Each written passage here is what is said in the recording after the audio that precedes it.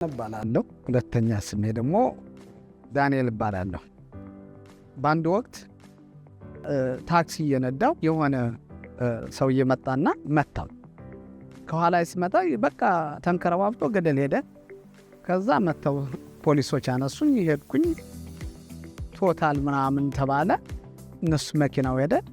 ዩን አማይ የሚለው ነገር ስላልፈረምኩኝ እኔ ፉል ከቨሬጅ ነው ብዬ 400 ምናምን ብር ነው የምከፍል። ከዛ አክሲደንት ሲያጋጥም ክሌም አላደረከም ተብዬ ሪጀክት ተደረገ።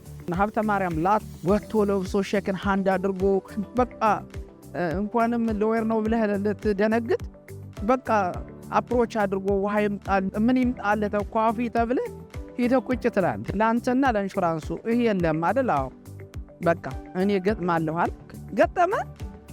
አሁንም አሸነፈና መኪናዬን ማስከፈለኝ። እኔ ሀብተ ማርያም ማደንቀው የስልክ አንሰር ማድረግ በጣም ሃይ ክሬዲት ነው በሰጠው ለኔ። ሌላ ሎየር እንሄዳለን። ዶክመንት ከሰጠነ በኋላ እኛን ደውልልሃለን ጊዜው ሲደርስ ነው የሚሉ።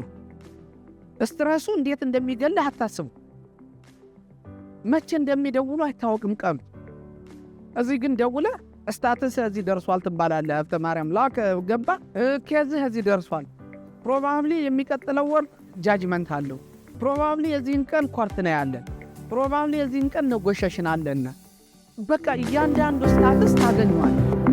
ሀብተ ማርያም የህግ ቢሮ በሁሉም የአሜሪካ ስቴቶች እንገኛለን። ይደውሉልን፣ ይጎብኙን። ለእርሶ ፍትህ እንቆማለን፣ እንታገላለን። ሀብተ ማርያም የህግ ቢሮ